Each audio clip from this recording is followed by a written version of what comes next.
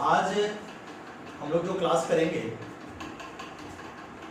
Accounting equations के अंदर एक बहुत ही छोटा सा स्लाइड कॉन्सेप्ट है जिसको हम लोग टी शेप अकाउंटिंग के नाम से आज उस कॉन्सेप्ट के बारे में हम लोग स्टडी करेंगे, ठीक है।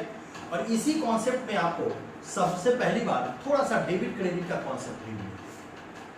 बच्चों, इससे पहले जो अकाउंटिंग इक्वेशन चैप्टर्स में हम लोगों ने क्वेश्चंस किया और मैंने लगभग एनसीईआरटी के सारे क्वेश्चंस आपको मैंने दे दिए। जिन बच्चों के पास नहीं हो, अकाउंट्स बाय प्रणव झा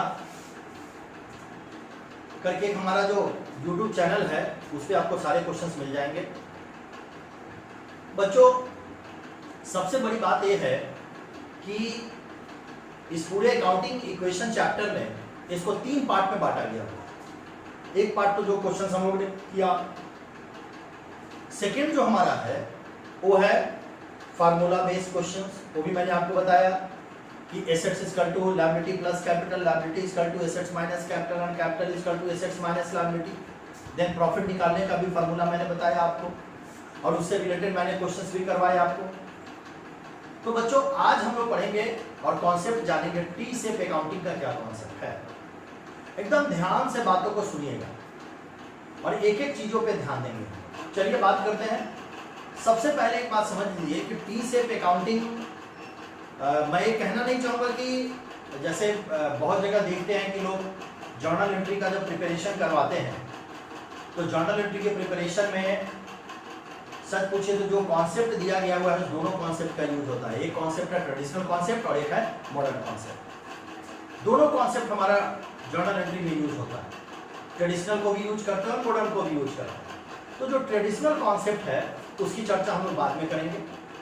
आज हम यहाँ पे करेंगे कि टी शेप अकाउंटिंग बनाने के लिए थोड़ा सा हम लोग को मॉडर्न कॉन्सेप्ट को आपको जानना पड़ेगा कि मॉडर्न कॉन्सेप्ट क्या होता है और मॉडर्न कॉन्सेप्ट में कितने तरीके के अकाउंट होते हैं और उस अकाउंट को डेबिट क्रेडिट हम कैसे करते हैं। चलो बच्चों देखते हैं। सबसे पहले मैं आपको बताऊं कि यहाँ पे मैंने आपको बताया है कि meaning of debit and credit. ध्यान से देखिएगा, meaning of debit and credit. देखिए एकदम कॉन्सेप्ट क्लियर रखिएगा। मैंने आपको पहले ही बताया कि जो डबल एंट्री सिस्टम है उस डबल एंट्री सिस्टम में 2 अप्रोच हमारे पास है। एक अप्रोच ट्रेडिशनल अप्रोच है, दूसरा अप्रोच मॉडर्न अप्रोच है। ट्रेडिशनल अप्रोच की बात बाद में करेंगे जिसमें आपको वहाँ रियल, पर्सनल और नॉमिनल अकाउंट डिसाइड होगा। और यहाँ पर हम बात करेंगे सिर्फ मॉडर्न अप्रोच की। तो हम मॉडर्न अप्रोच की बात करते हैं कि अकॉर्डिंग टू मॉडर्न अप्रोच हम लोग किस तरीके से जर्नल एंट्री का प्रिपरेशन करते हैं और किस तरह से जर्नल एंट्री का हम लोग निर्माण करते हैं। तो अकॉर्डिंग टू मॉडर्न अप्रोच, ध्यान से मेरी बात को सुनिएगा। अकॉर्डिंग टू मॉडर्न अप्रोच हम लोग बात करेंगे।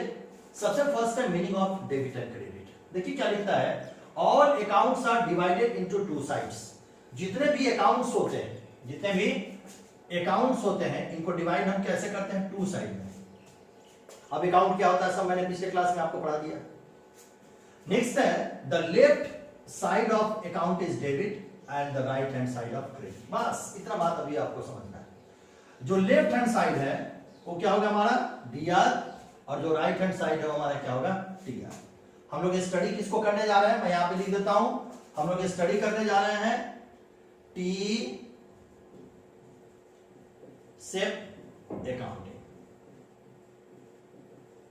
हम लोग स्टडी किसको करने जा रहे हैं, टी शेप अकाउंटिंग को। तो हमने कहा कि meaning of debit and credit जो है इसमें मैंने कहा कि all accounts are divided into 2 sides. जितने भी अकाउंट्स होते हैं उसको कितने साइड में डिवाइड करते हैं, 2 साइड्स में। 1 साइड इज डेबिट और सेकेंड साइड इज क्रेडिट।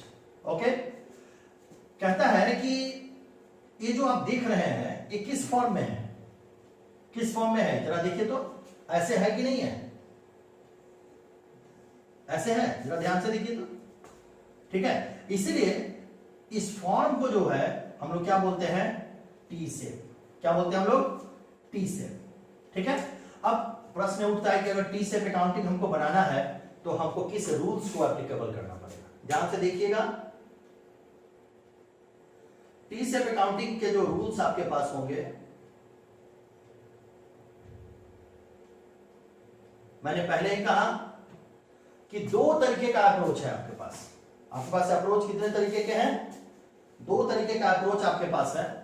और इस 2 तरीके के अप्रोच में यहां ध्यान से देखेंगे, इस दो तरीके के अप्रोच में सबसे पहला जो अप्रोच आपके पास है वो है अमेरिकन अप्रोच और दूसरा है इंग्लिश अप्रोच।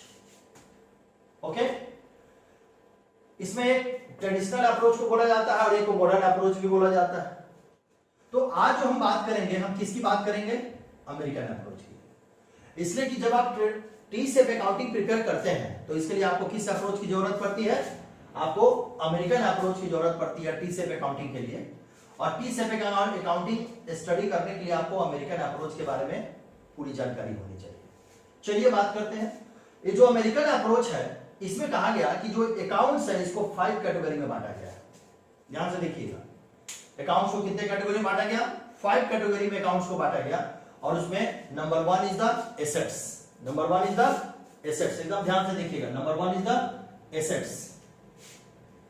एसेट्स के बारे में जानते हैं आप, कुछ बताने की जरूरत नहीं है। और अगर अकाउंट्स के बारे में अगर जानने की जरूरत हो तो मैं आपको बता दूं कि एसेट्स में क्या क्या आएगा।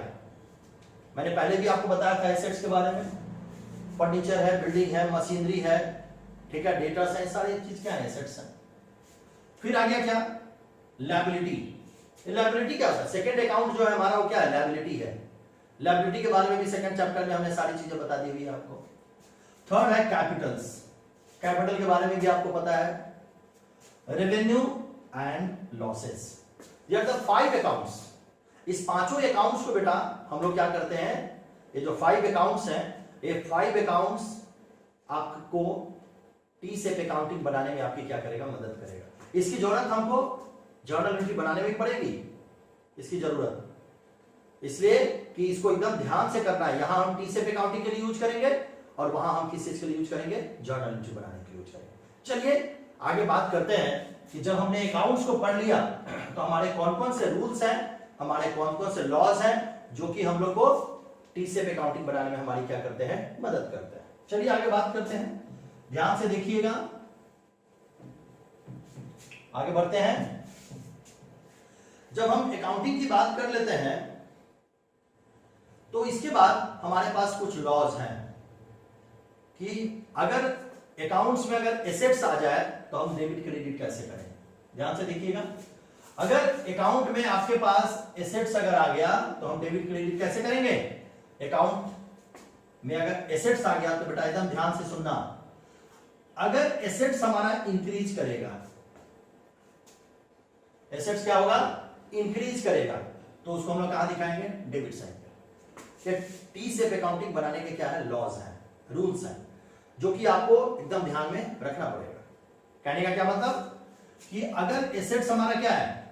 इंक्रीज कर रहा है तो इसको हम क्या करेंगे? डेबिट करेंगे। वहीं एसेट्स अगर डिक्रीज करेगा तो क्या करेंगे? क्रेडिट करेंगे। हम ऐसे भी लिख सकते हैं कि एसेट्स अगर बढ़ता है तो उसको डेबिट करेंगे और एसेट्स अगर घटेगा तो उसको क्या करेंगे? क्रेडिट करेंगे। चलिए आगे बात करते हैं। सेकंड है हमारे पास लायबिलिटी। सेकंड क्या हमारे पास? लायबिलिटी। जरा ध्यान से देखिएगा, लायबिलिटी में क्या कह रहा है? एकदम गौर से लॉज को देखो, 5 लॉज हैं, इस लॉज को देखते जाइए। सेकंड क्या कह रहा है? लायबिलिटी। लायबिलिटी में क्या होगा? लायबिलिटी में अगर लायबिलिटी हमारा डिक्रीज कर रहा है, लायबिलिटी हमारा क्या कर रहा है? डिक्रीज कर रहा है। ध्यान से देखिएगा, लायबिलिटी क्या कर रहा है? हमारा डिक्रीज कर रहा है, तो लायबिलिटी क्या होगा? डीआर साइड में।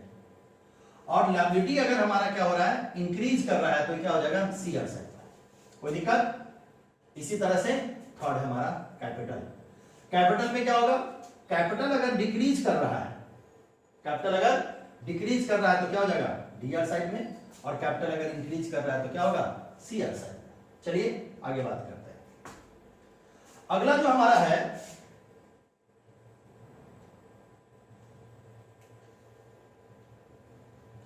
रेवेन्यू। अगला हमारा क्या है? रेवेन्यू। ध्यान से देखिएगा, रेवेन्यू में क्या कह रहा है? एकदम ध्यान से देखते जाइए, बहुत इजी है। रेवेन्यू में क्या कह रहा है कि अगर रेवेन्यू है, अब रेवेन्यू क्या होता है क्या नहीं होता, सारे सेकंड चैप्टर में मैंने आपको बता दिया। रेवेन्यू अगर है तो रेवेन्यू अगर हमारा डिक्रीज कर रहा है तो क्या होगा? डीआर। और रेवेन्यू अगर इंक्रीज कर रहा है तो क्या हो जाएगा? सीआर। इसी तरह से लास्ट हमारा क्या है? लॉस। लॉस अगर क्या हो रहा है? इंक्रीज हो रहा है, लॉस क्या हो रहा है हमारा? इंक्रीज हो रहा है, तो क्या हो जाएगा? डीआर। और डिक्रीज हो रहा है तो क्या हो जाएगा सी आर। कहने का क्या मतलब, इसको मैं एक छोटे फॉर्म में आपको दिखलाता हूं, बड़े ध्यान से, बड़े ध्यान से एक शॉर्ट फॉर्म में इसको देखिए। A for assets, liability, capital, expense and revenue. Okay, एकदम छोटे फॉर्म में। इंक्रीज को हम समझते हैं प्लस और डिक्रीज को समझते हैं माइनस। अगर बेटा एसेट्स हमारा क्या हुआ, प्लस हुआ डी आर, अगर माइनस हुआ तो सी आर, कोई दिक्कत नहीं है। इसके बाद लायबिलिटी, अगर प्लस हुआ तो सी आर और माइनस हुआ तो डी आर। देखते जाइए। कैपिटल, कैपिटल अगर हमारा इंक्रीज हुआ तो सी आर और डिक्रीज हुआ तो डी आर। एक्सपेंस हमारा अगर इंक्रीज हुआ तो डी आर और डिक्रीज हुआ तो सी आर। रेवेन्यू हमारा इंक्रीज हुआ तो सी आर और डिक्रीज हुआ तो D R. These are the law to make a T set account. Okay, तो ये लॉज हमारे हैं। इस लॉज को पहले आपको समझना होता है बहुत अच्छे तरीके से, और जब आप इस लॉज को समझ जाते हैं तब जाकर के टी सेट अकाउंटिंग आपका बनना शुरू हो जाता है। तो पहले आज इस क्लास में आप लोग लॉज को समझें, और जब लॉज आपके क्लियर हो जाएंगे तो उसके बाद में हम लोग क्या करेंगे, इसके क्वेश्चंस करेंगे।